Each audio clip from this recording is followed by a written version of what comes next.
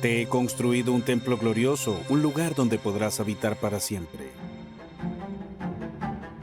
Según la Biblia, fue en Jerusalén, el corazón del reino, donde el esplendor de Salomón brilló con mayor intensidad.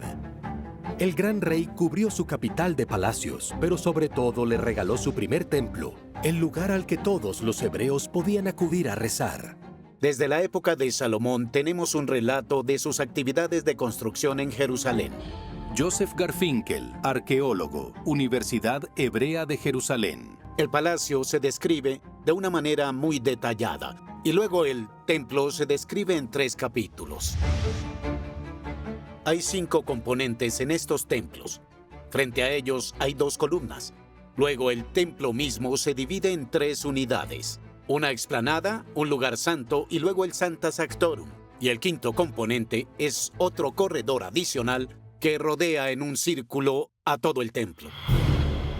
La Biblia no solo describe con gran detalle la estructura del templo y sus dimensiones, sino que también da indicaciones precisas de su decoración interior, con paredes cubiertas de oro y paneles de madera de cedro del Líbano. En la parte trasera del templo se encuentra el Sancta Sanctorum. Aquí Salomón colocó el Arca de la Alianza, que contenía las tablas de los 10 mandamientos dadas por Dios a Moisés y protegida por 2 esfinges. En el corazón mismo de este santo de los santos se encuentra el Arca de la Alianza. El propósito de este objeto del arca es encarnar, simbolizar la presencia divina. Al construir el templo para albergar el Arca de la Alianza, Salomón unificó su reino bajo la protección de un solo Dios. Los arqueólogos han confirmado que existió un templo dedicado a este Dios en Jerusalén bajo el reinado de Salomón. No sabemos cuándo se escribió este recuento. Incluso es posible que se escribiera en el siglo VII, 300 o 400 años después de toda la construcción. Pero el edificio todavía estaba en pie en Jerusalén y la gente podía verlo. Pero la estructura original seguro databa de la época de Salomón.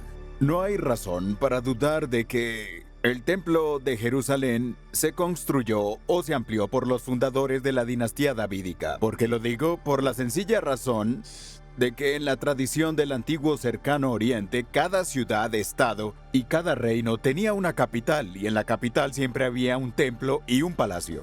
Jerusalén era la capital, así que es bastante evidente que había un templo allí. Desafortunadamente, es muy difícil llevar a cabo excavaciones arqueológicas hoy allí. Los arqueólogos se enfrentan a un gran problema.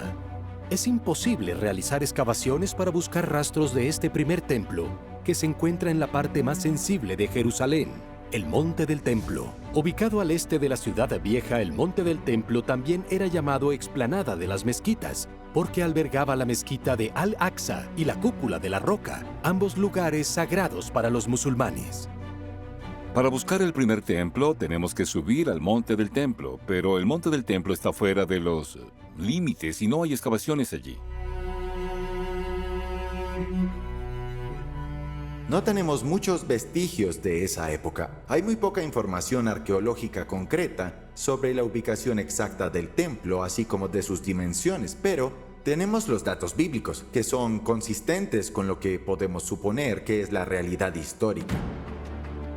Si es difícil encontrar rastros de este primer templo, es porque Jerusalén tuvo una historia extremadamente turbulenta y fue muy codiciada.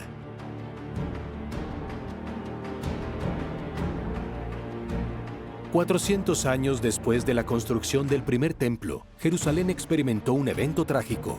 En el 586 a.C., el poderoso rey de Babilonia, Nabucodonosor II, saqueó la ciudad. Donde quiera que se excave, se encontrarán restos de este momento, de la gran ciudad y su destrucción por los babilonios en el 586. La destrucción babilónica fue un poco selectiva. Apuntaban a edificios importantes, entonces hay buenas razones para pensar que destruyeron el templo, el símbolo más grande.